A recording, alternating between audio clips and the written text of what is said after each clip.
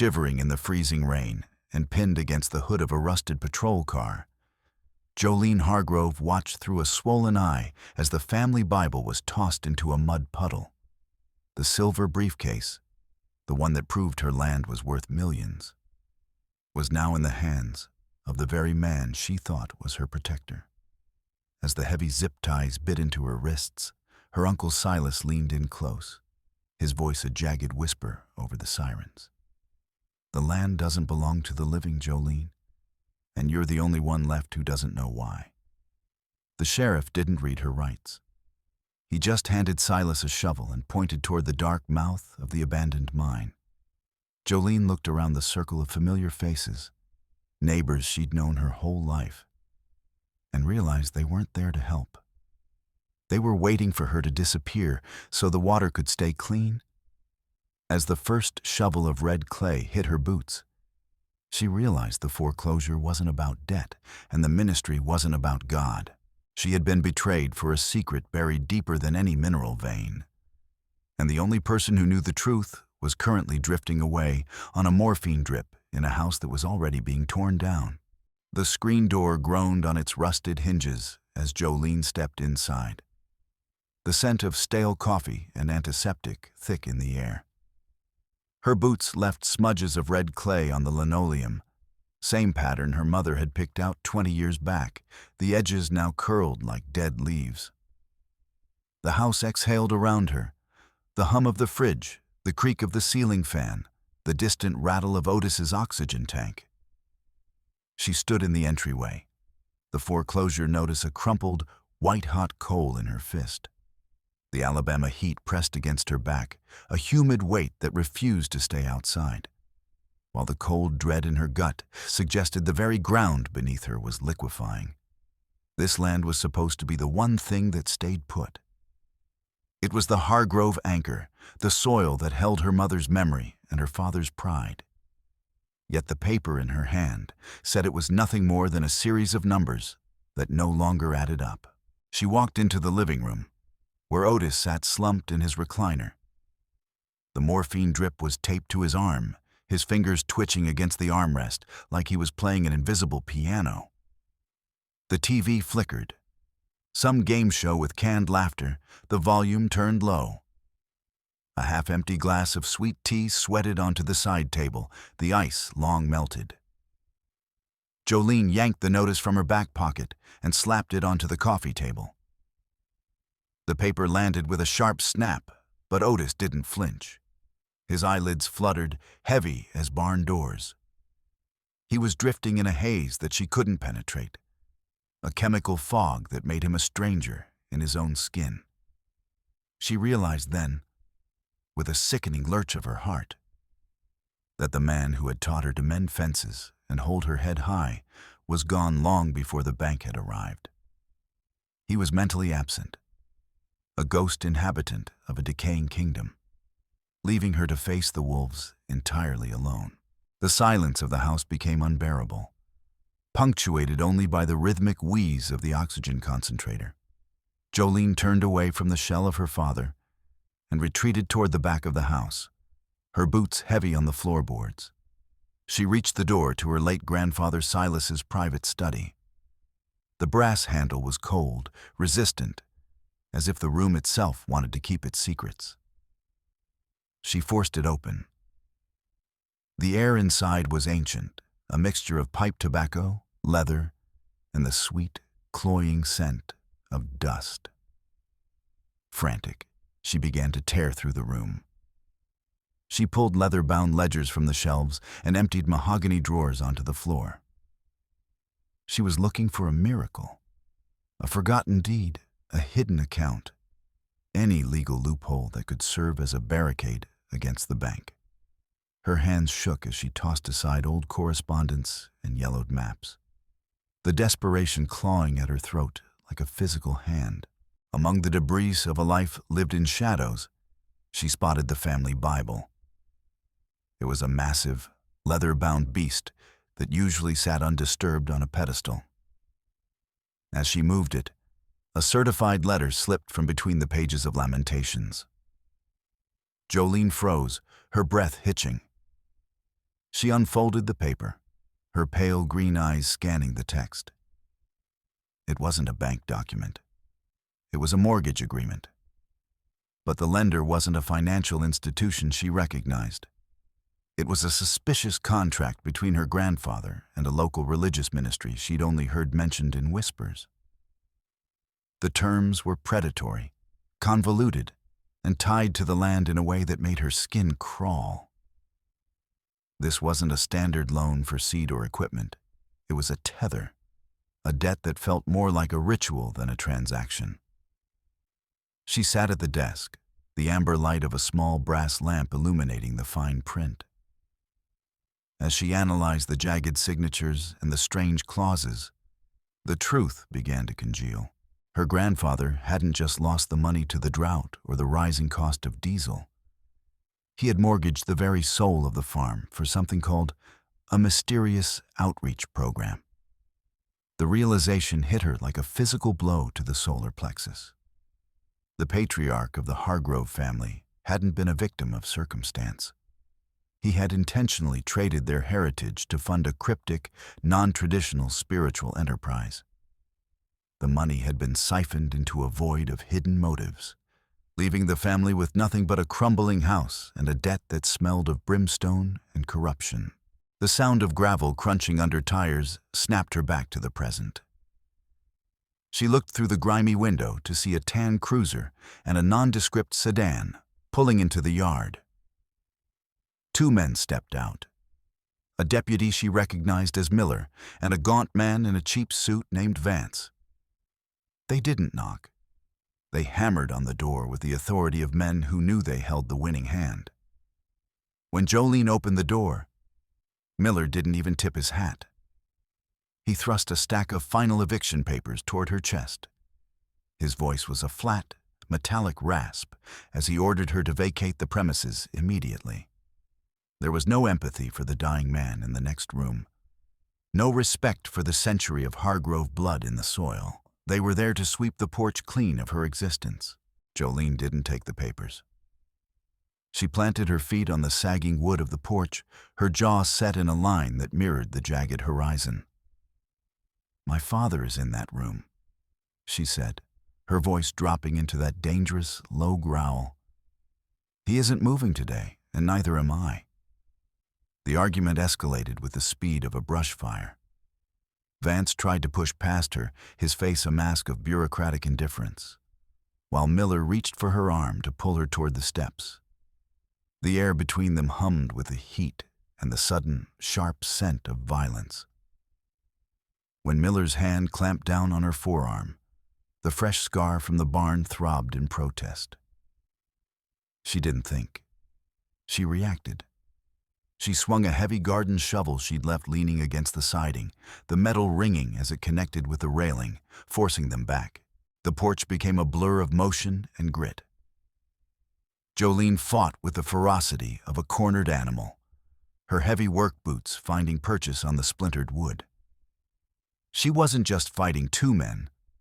She was fighting the bank, the drought, and the ghost of her grandfather. She swung the shovel in wide, desperate arcs, driving Vance back toward the steps while Miller tried to tackle her midsection. She went down hard, the wind knocked out of her. But she used her knees and elbows to create space, her knuckles splitting against Miller's jaw. Despite being outnumbered, her knowledge of every loose board and every protruding nail gave her the edge. She was a part of this house, and the house seemed to fight with her, the narrow space of the porch trapping the men in their own aggression. During the height of the struggle, as Miller lunged to pin her wrists, his duty belt snagged on the handle of the shovel. A locked silver briefcase slid from his grip, tumbling across the porch and landing with a heavy thud near the door. Jolene saw it, a flash of metal amidst the red clay dust.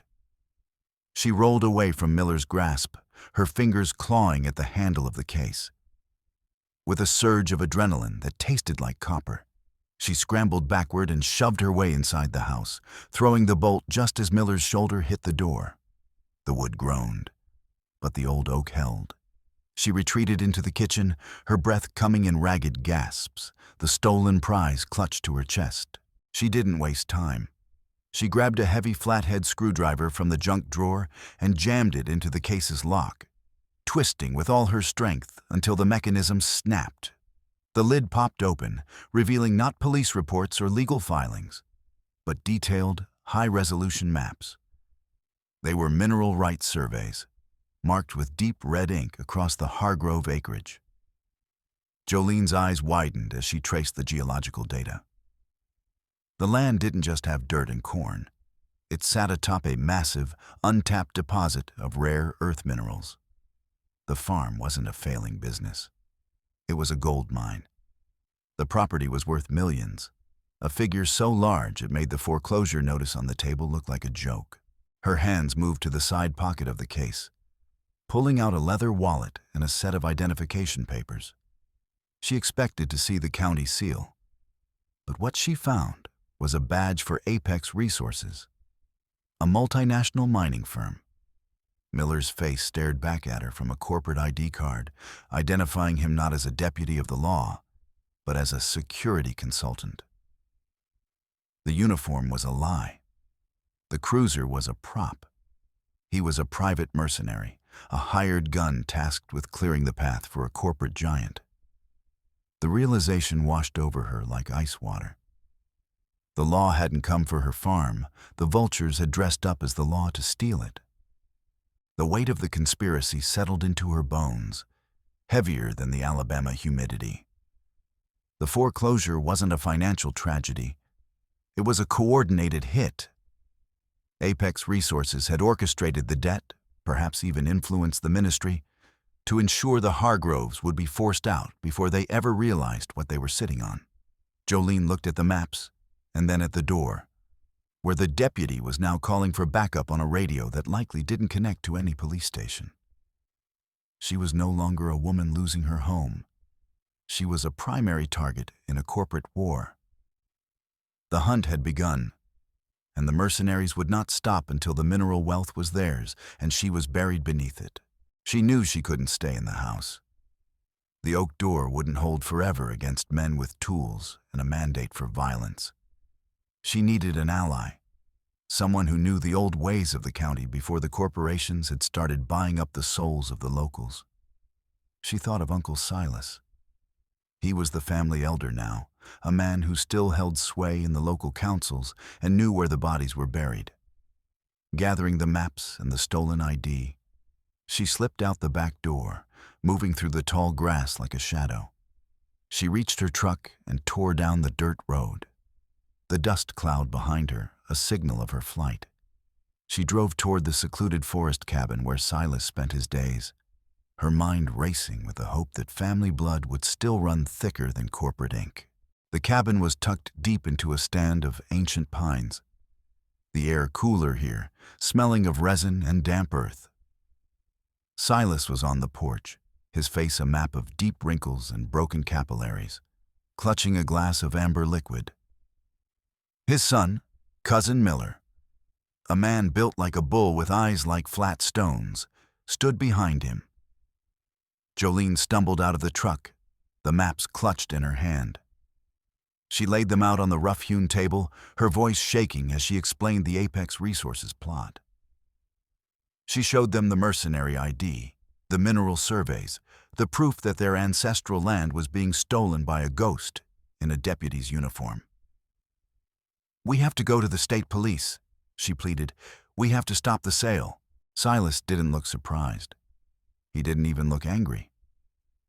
He took a slow sip of his whiskey, his long, bony fingers twitching against the glass. He looked at his son, and a heavy, knowing silence passed between them. A silence that made the hair on Jolene's neck stand up.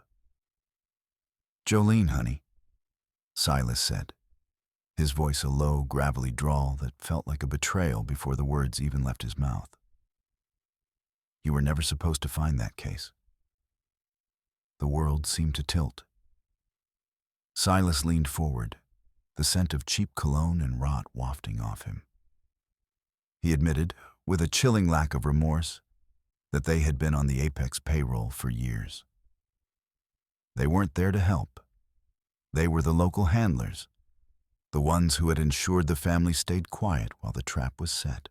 The air in the cabin turned freezing. Silas stood up, his stoop disappearing as he loomed over her. He claimed the corporate money was the only thing keeping the family name out of the mud, a necessary evil to pay off a scandalous debt left by her grandfather. Jolene's heart hammered against her ribs. She realized then that Silas had sacrificed her, her father, and the farm to bury a secret she didn't even understand. He had sold their future to protect a past that was already dead. The man she had come to for sanctuary was the very architect of her ruin, a traitor who wore the family name like a stolen coat. Before she could scream, Cousin Miller lunged. He was a wall of muscle and bad intentions. He grabbed her wrists with hands that felt like iron manacles, pinning her against the cabin wall. Jolene fought, kicking and biting, but he was too strong. He reached into her pocket and snatched her phone, then grabbed the briefcase with the maps. "You're making this harder than it needs to be, Joe," he grunted, his breath hot against her ear. By stripping her of the evidence and her connection to the outside world, they were erasing her. Without those maps, she was just a hysterical woman, losing a farm she couldn't afford. The conspiracy was closing its mouth, and she was the only thing left to swallow. Miller didn't let go. He dragged her out of the cabin, her boots scraping across the dirt, toward the massive, weather-beaten barn at the edge of the clearing. He shoved her inside the windowless structure, the scent of old hay and damp wood rising to meet her. "You just stay put for 48 hours, he shouted as he slammed the heavy double doors. The sound of the crossbar sliding into place echoed like a gunshot. 48 hours? That was the time left until the official sheriff's sale. They weren't going to kill her. Not yet. They just needed her contained, isolated from the world, until the land was legally severed from the Hargrove name. She was a prisoner in the very place she used to play as a child. In the suffocating darkness of the barn, Miller wasn't finished. He grabbed a length of heavy industrial chain from a hook and forced her toward a structural post. He bound her hands, the cold metal biting into her skin, and looped the chain through a rusted ring bolt. Jolene's protests were met with a dead-eyed stare. He didn't see a cousin. He saw a problem that needed securing. When he finished, he stepped back, the light from his flashlight casting long, monstrous shadows against the warped planks. He left her there, incapacitated and alone, the realization sinking in that her own blood was now her primary captor. The betrayal was a physical weight, a poison that made the air in the barn feel unbreathable. Hours passed in a blur of pain and fury. Jolene's knuckles popped, pop, pop, pop, as she worked the chains, her mind racing. She heard Miller returning for a final check, his heavy boots thumping on the dirt floor. She went still, slumping against the post. When he got close, his guard down, she surged upward. She used her legs to kick over a heavy shelf of rusted farm tools. The crash was deafening, a cascade of wrenches and hammers that sent Miller stumbling back. In the confusion, she swung her bound hands, catching a jagged piece of scrap metal she'd managed to work loose from the floor. She struck him across the temple. It wasn't enough to kill him, but he dazed, his eyes rolling as he hit the ground. She didn't have much time. Her hands were still bound by the chain, but the ring bolt was loose in the rotting wood. She threw her weight against it, the wood splintering until she was free of the post, though the heavy links still dangled from her wrists. Near the door, a kerosene lantern hung from a low beam. She didn't hesitate. She smashed it against the wooden floorboards. The glass shattered, and the dry, ancient hay ignited instantly. A wall of orange flame roared up, devouring the oxygen and casting the barn in a hellish glow. The heat was immediate, blistering. It was a desperate, scorched earth tactic. But it forced Miller to scramble for the exit, and more importantly, it provided the chaotic shroud of smoke she needed to vanish. The barn was becoming a chimney. Jolene scrambled up a rickety ladder toward the hayloft, the chains clanking against the rungs. The heat was peeling the skin of her thoughts. But she found the high loft window, the one she'd jumped from on a dare when she was 10. She didn't look down. She leapt into the cool night air just as a section of the roof groaned and collapsed inward, sending a pillar of sparks into the Alabama sky. She landed hard in a thicket of brambles, the breath leaving her lungs in a wheeze. She didn't wait to recover. She rolled into the tree line, the thick Hargrove woods swallowing her whole. The fire behind her was a beacon of her defiance, masking her tracks and her scent from the men who would surely come hunting. She moved through the woods with the instinct of a ghost, the dangling chains muffled by her sleeves. She knew these trees better than her own face. She headed toward a small, hollowed-out woodshed she'd used as a hideout years ago. Inside, hidden beneath a loose floorboard, was a small tin box Silas had forgotten. She pried it open and found a collection of old deeds and outreach mortgage copies. In the moonlight, filtering through the trees, she examined the signatures. Her breath hitched. The handwriting for her father and grandfather was a clumsy imitation. Silas hadn't just facilitated the sale. He had forged the very documents that gave the land away. He had faked the family's consent to line his own pockets and bury his own failures. She climbed a high ridgeline that overlooked the valley, her pale green eyes sharp in the darkness. Below, she could see the flickering lights of flashlights and the distant sweep of headlamps. Silas was down there, coordinating a county-wide manhunt with local volunteers, likely telling them some lie about her having a psychotic break. She was a fugitive on her own land, hunted by the people she'd grown up with. But she had the truth now, carved in forged ink.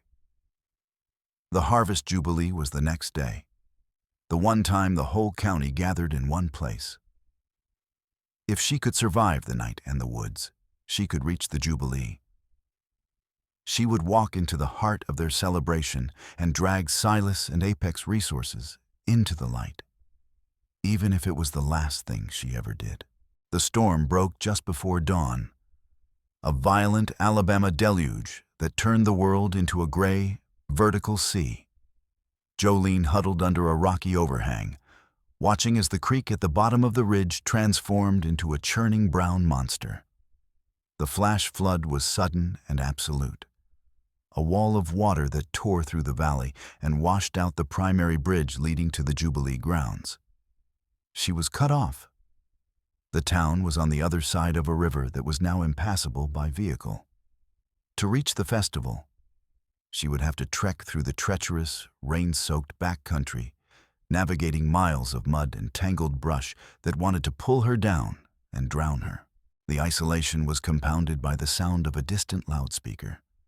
Silas was using the local emergency radio frequency, his voice booming through the trees like the hand of God. He was announcing a bounty. He told the county that Jolene Hargrove had suffered a complete mental breakdown, that she had burned the family barn with her father inside, and that she was armed and dangerous. He instructed every citizen to detain her by any means necessary for her own safety and the safety of the public. The lie was perfect. It turned her neighbors into hunters and her survival into a crime. She wasn't just a woman fighting for her land anymore. She was a monster in the eyes of the only community she had ever known. Exhaustion was a lead weight in her boots, but she pushed on. She knew of one man who might still have a shred of honor left, Elias Thorne. He had been her father's mining partner decades ago, before the accident and the silence had driven them apart. His cabin was a fortress of rusted metal and spite, tucked into a ravine the law rarely visited. When she arrived, soaked to the bone and shivering, Elias met her with a shotgun leveled at her chest. "I heard the radio, Jolene," he said, his voice like grinding stones. But Jolene didn't flinch. She told him about Apex, about the mineral maps, and about the plan to strip mine the very veins he and Otis had bled for. She appealed to the ghost of their partnership, and slowly, the barrel of the gun lowered. Elias led her inside, his movements stiff with age. He didn't offer tea. He offered the truth. He moved a heavy rug to reveal a floor safe, the steel cold and smelling of oil. Inside were the original, untampered corporate ledgers from the year her mother died. Jolene's hands shook as she turned the pages. The Outreach Fund wasn't a recent invention. It was a decades-old slush fund designed to siphon mineral wealth long before the foreclosure had even been a thought. The conspiracy hadn't started with Silas's greed. It had started with her grandfather's fear, a long con that had been eating the Hargrove legacy from the inside out while they were busy trying to survive the dust. The sound of an engine cut through the rain. Miller and a team of Apex mercenaries had tracked her. They didn't call out. They opened fire. The windows of Elias's cabin shattered in a spray of glass and wood splinters. "The mines!" Elias shouted, grabbing a heavy flashlight. They scrambled through a back hatch that led directly into the hillside, the entrance to the abandoned Hargrove No. 4 shaft. They plunged into the darkness just as the first flashbang detonated in the cabin behind them. The air in the tunnel was thick with the scent of damp earth and rot, a subterranean maze that Jolene had explored as a child, but hadn't entered in 20 years. She took the lead, her pale green eyes adjusting to the gloom. She knew the layout of these tunnels better than her pursuers ever would. Behind them, she could hear the heavy boots of Miller's team and the beam of their tactical lights cutting through the dark. "Duck here," she whispered to Elias, leading him through a narrow squeeze that opened into a larger chamber. She intentionally kicked out several rotting support timbers as they passed, the wood groaning and snapping. She was triggering small rock falls, creating a series of obstacles that would slow the mercenaries down, exploiting the mine's fragility to turn the earth itself into a weapon. But the earth was more fragile than she realized. The heavy rain had saturated the soil above, and the vibrations from the mercenaries' gunfire and the falling timber were too much.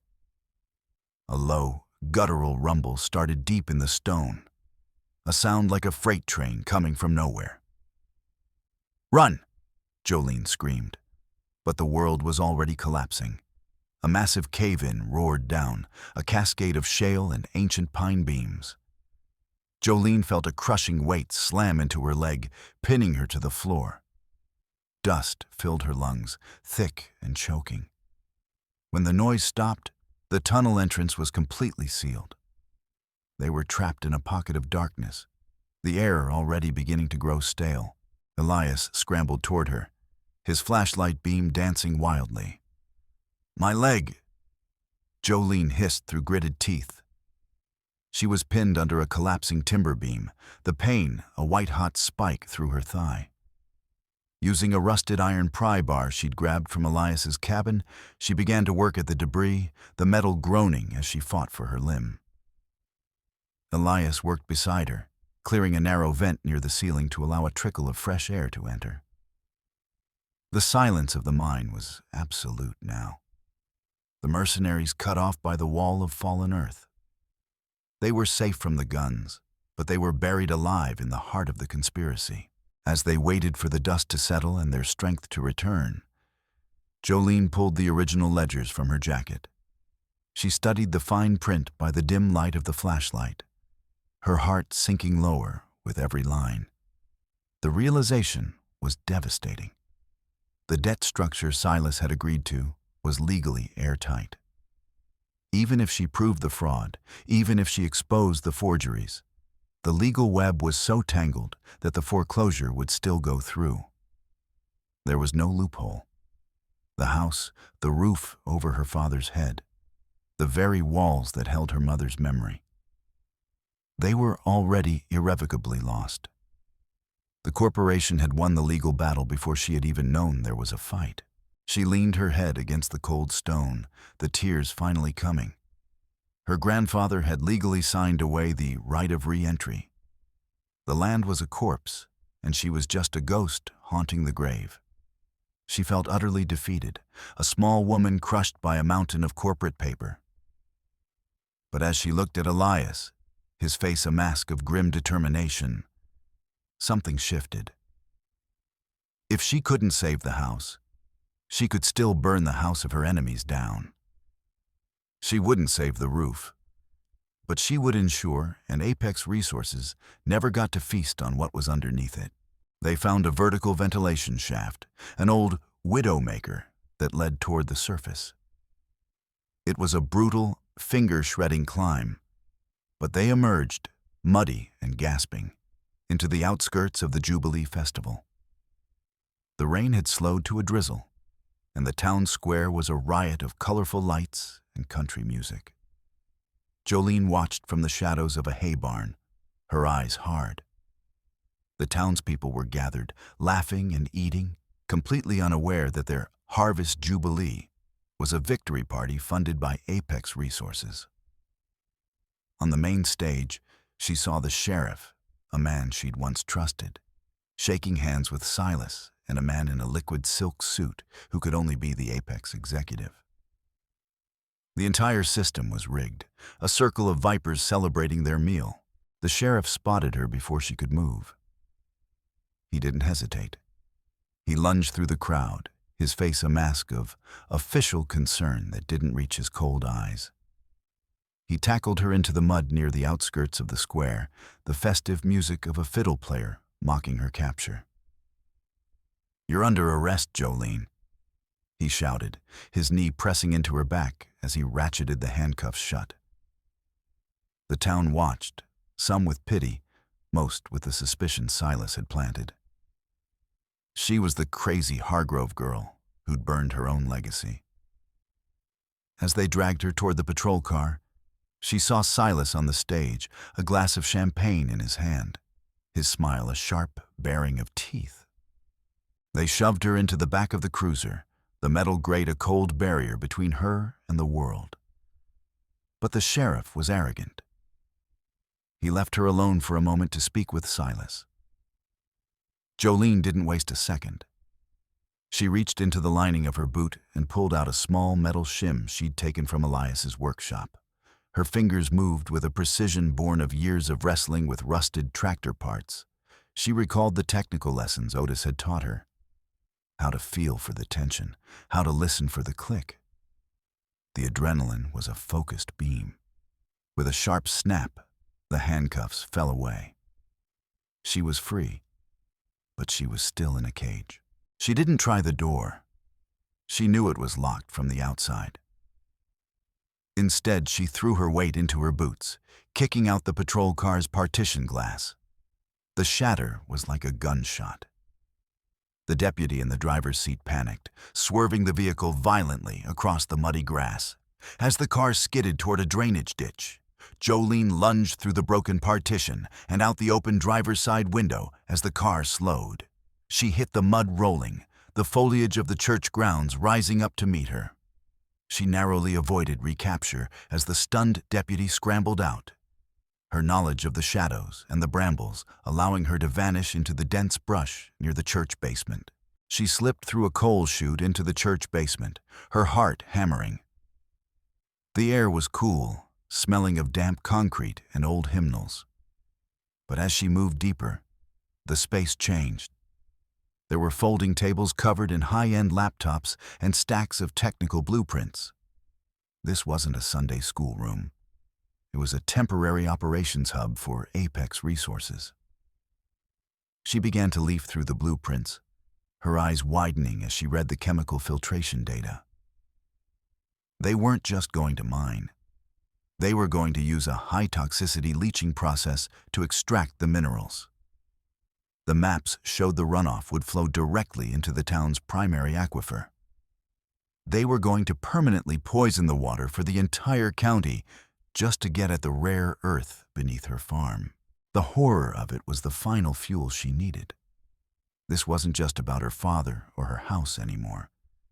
It was about the survival of every person in that square. She grabbed the technical data and the Elias Thorne ledgers, her face a mask of mud and dried blood. She burst through the basement doors and into the main Jubilee ceremony, staggering onto the stage just as Silas was beginning his keynote speech. The music died. The crowd gasped, 1,000 eyes fixing on the specter that had emerged from the earth. Silas froze, the microphone humming with feedback as he stared at the niece he thought he'd buried. Jolene didn't wait for him to speak. She grabbed the microphone, her voice dropping into that low, guttural growl that resonated through the speakers.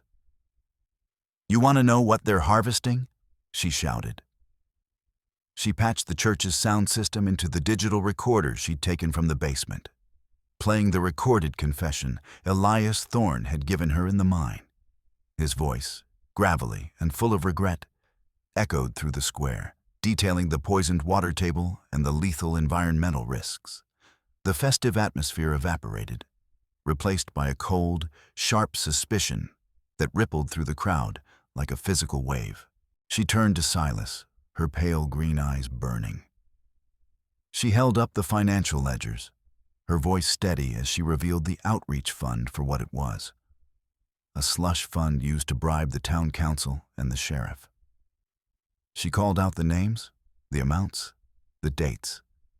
She stripped Silas of his moral authority in front of the people who had respected him, exposing the systemic rot that had turned their town into a corporate colony.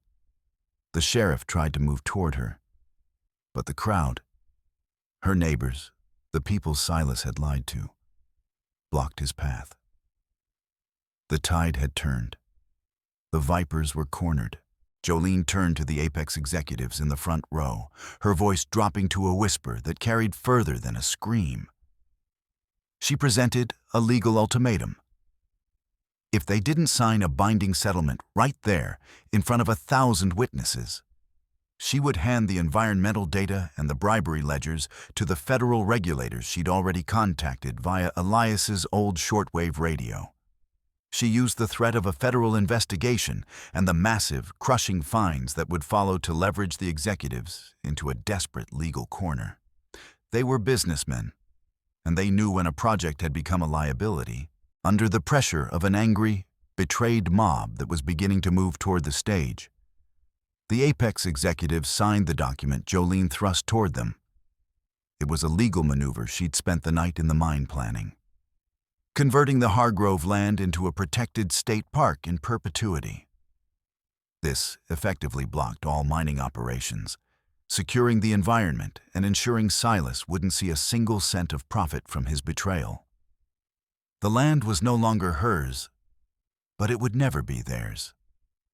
It was safe. The final settlement included a private clause, a financial payout that ensured Otis Hargrove would receive lifelong medical care and a dignified relocation to a facility that could actually help him. Jolene stood on the porch of the farmhouse one last time as the sun began to rise. The house was to be demolished to finalize the park agreement, a sacrifice she accepted with a heavy but clear heart. She had lost the physical walls, but she had saved her father's dignity and the town's future. She had ended the corporate threat and the poisonous legacy of her grandfather's fear. She loaded the last of her father's things into the truck and helped him into the passenger seat. He looked at her, and for a brief, flickering second, his eyes seemed to clear, a ghost of a smile touching his lips. Jolene put the truck in gear and drove away from the county. As the sun crested the hills, she watched the Hargrove Road sign vanish in her rearview mirror. The weight that had been crushing her for years, the farm, the debt, the ghosts, was gone. She was heading toward an uncertain future, but for the first time in her life, she was unburdened. She was Jolene Hargrove, and she was finally free.